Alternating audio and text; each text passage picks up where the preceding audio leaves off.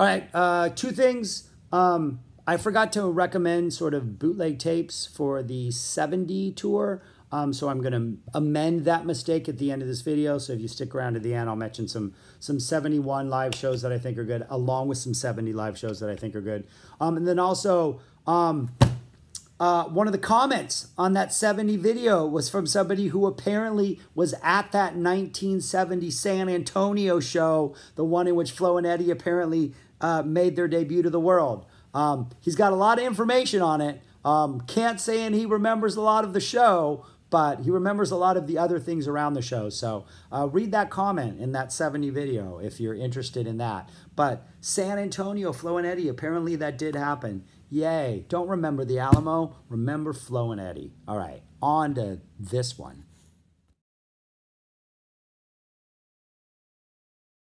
Hello.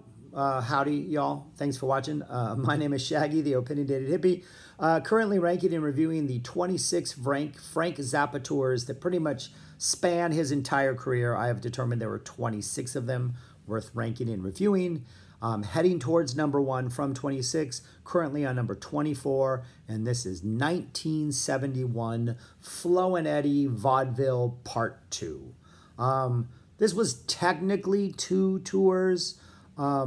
There was sort of a May through July run in which Bob Harris was the keyboardist. Don Preston sat in on some of the shows, and then Harris left in July, and then Don Preston joined the band and was the lone keyboardist from officially from August through the end of the year through December. The bass player is now Jim Pons, formerly the Turtles bass player. Jeff Simmons left at the end of 1970 because he was tired of playing that comedy music.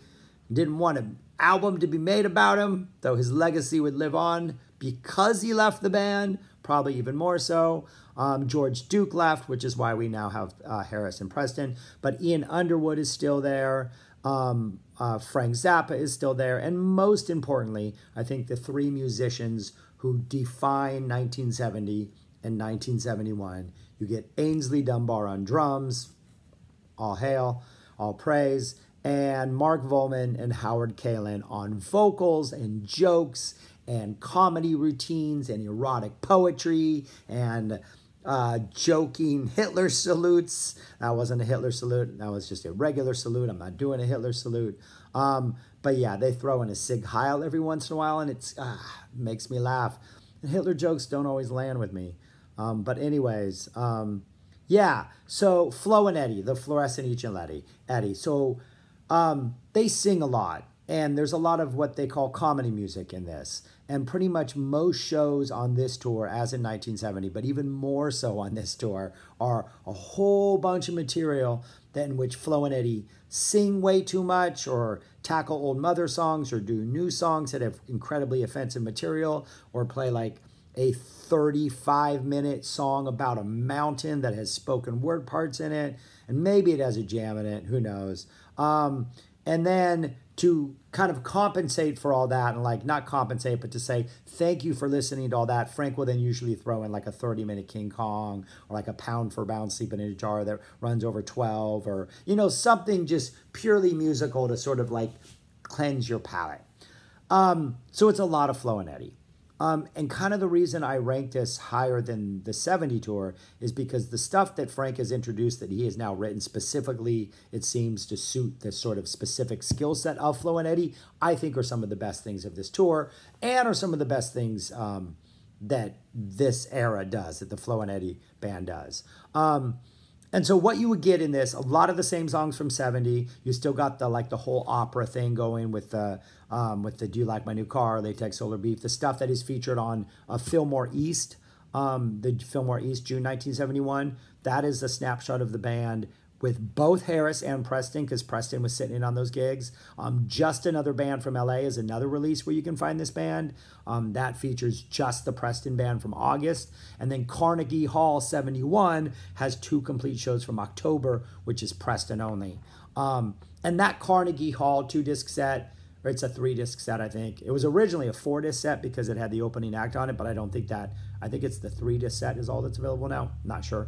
But anyways, that is a really good snapshot of this band. You get a lot of Flo and Eddie, you get a 30-minute King Kong, and that's pretty much like almost everything that needs to be said about it. But yeah, you get that whole opera stuff that was from the previous tour, the reason Jeff Simmons left. Plus, Frank does a couple new songs that he didn't do. Any Way the Wind Blows gets added for the first time. And I think they started playing I Want to Hold Your Hand earlier in the year for the very first time, or maybe later in the year. But that just randomly popped up. But then some of the songs that this band was doing throughout this year that 70 Band did are just phenomenal. Billy the Mountain. We have 3 versions of that released. A 25-minute edited version from August 71, in which it seems like Frank really, his sole purpose was to get it to fit on a single side, so he could release it as an album. So it doesn't have any sort of jam in it. Obviously, some of the parts are edited out, but it's a pretty complete picture, snapshot of what Billy the Mountain is.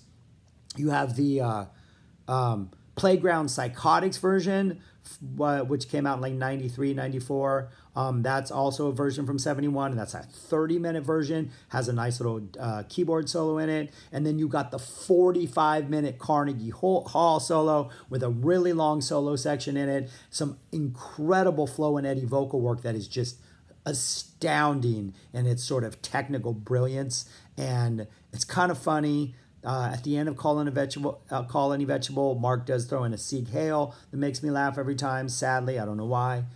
Anti-Hitler all the way, just want to make that clear. But it just punctuates the meaning of that song quite effectively. So Billy the Mountain, every one of these I've heard, and the ones I have on tape, I think I only have 2 really good sounding ones on tape. It's just really interesting to hear how it really was a different kind of thing every night. Magdalena, horribly offensive song, but I think it is one of Frank's catchiest. She Painted Up Her Face, Shove It Right In, Half a Dozen Provocative Squats, Sweet from 200 Motels. That was played live, excellent.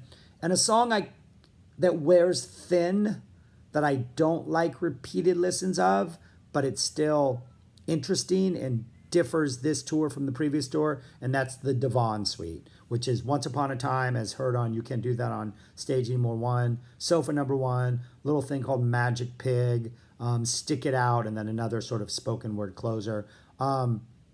Stick It Out, which would then be released on Joe's Garage like a decade later. I don't think that's as interesting as any of the other stuff, but it is a lot different than other Frank stuff, and it just varies the musical landscape quite a bit.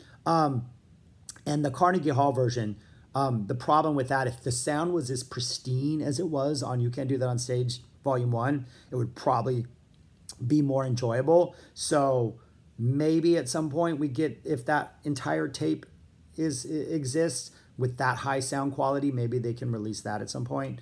But other than that, I'm not sure we need anything else from this band. But anyways, yeah. So those new songs are excellent.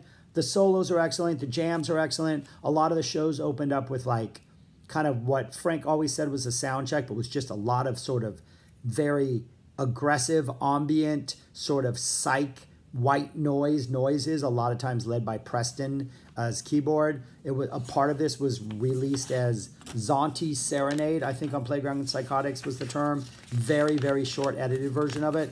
But these would go pretty long at times and are pretty interesting. Zonti Serenade is the one, yeah, that it's called. But these were really neat opening jams that would kind of set a very sort of psych tune, psych mode, tone, mood.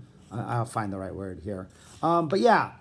Oh, also the 200 Home Motels finale. There is a version of that on You Can't Do That on Stage Volume 6, which is from 200 Motels. It's buried behind Strictly Gentile. It's the second half of Strictly Gentile. I really appreciate that being released as its own separate entity. And 200 Motels doesn't officially count as a release from this band because the bass players were kind of different. George Duke sat in and did some stuff. So it's just kind of a hodgepodge of the 70 and 71 bands.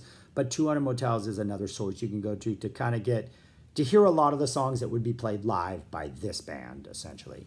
So yeah, it's not a bad tour if you can stand Flo and Eddie, because there's a lot more Flo and Eddie on this tour than there is on the previous tour. They're not doing as many old Mother songs, and it's a lot of just the new material that I mentioned, Billy the Mountain, the Magdalenas, Call Any Vegetables kind of still there and stretched out a little bit longer, all the songs that you can hear on Fillmore East. But it's a lot of that material, a lot more Flo and Eddie, and then just every once in a while a monster King Kong or a really nice juicy Pound for a Brown. One of the big things that was dropped was Holiday in Berlin was dropped. Little House I Used to Live In is still played, but in the summer at least, but it would be followed by Mud Shark. And so that's just, I think, one of the greatest travesties of the entire tour is that Mud Shark, a song you might not even need to hear more than once, is replaced by, replaced Holiday in Berlin, which was one of the greatest things Frank ever wrote.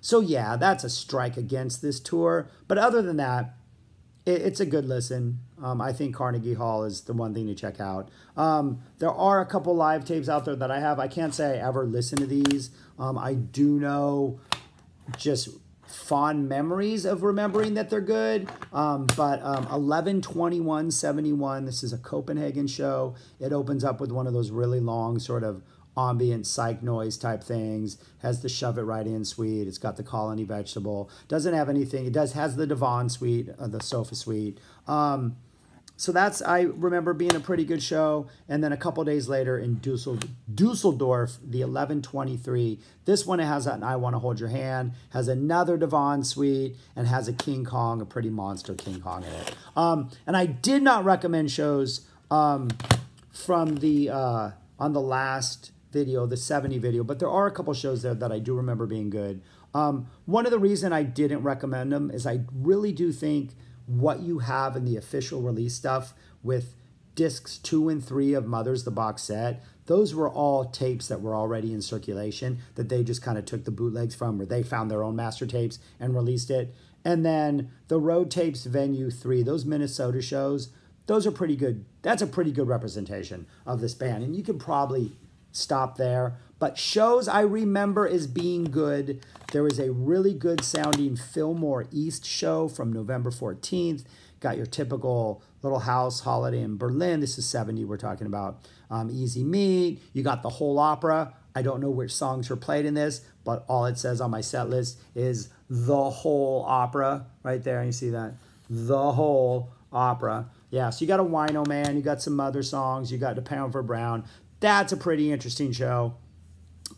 There is a show circulating out there in not that bad sound quality of May 11th, which was one of those reunion shows that Frank did with the Mothers that had Simmons and Dunbar. The set list on here, I'm assuming it's to be trusted, but we got a Louie Louie, Mr. Green Jeans, Into Son of Mr. Green Jeans, My Boyfriend's Back, A Tiny Sick Tears. I did not re-listen to this, but it is in my, I have tapes, and I have some tapes that are the ones I listen to more often than the others. This was in the, I listened to it more often than the others, but that's been a long time ago. So maybe that's good. And then really the Paris 12/15/70 show, which was released on Picantique, which is a boot, Picantique A. I don't know if you pronounce the A at the end. Picantique. That bootleg was released on one of the Beat the Boots series. I think Beat the Boots 1. But that's a pretty good show, that Paris show. That's the one that Jean-Luc Ponty sat in on. It's got some really interesting playing on it. It's got a good penis dimension, which, you know, was a nice song to hear in 70. Kind of not one of the more common ones. And that also popped up on a London show in November 29th. The sound quality on that isn't that good, but I remember thinking that this had a really good jam in it at some point. So, anyways, yeah, that's it. I kind of recommend those shows if any of that made any sense. But anyways, thanks for watching. Let me know what you think of this tour. We're now done with Flo and Eddie for a long, long time. They will not pop up again. So, though, yeah, actually, they will pop up again. My bad. So they will. We're not done with Flo and Eddie, but we're done with Flo and Eddie as the lead singers on an entire tour. All right, that's it. Thanks for watching. Comments below, subscribe, all that stuff. Never mind. I think I mentioned that in the intro. All right, bye. Peace.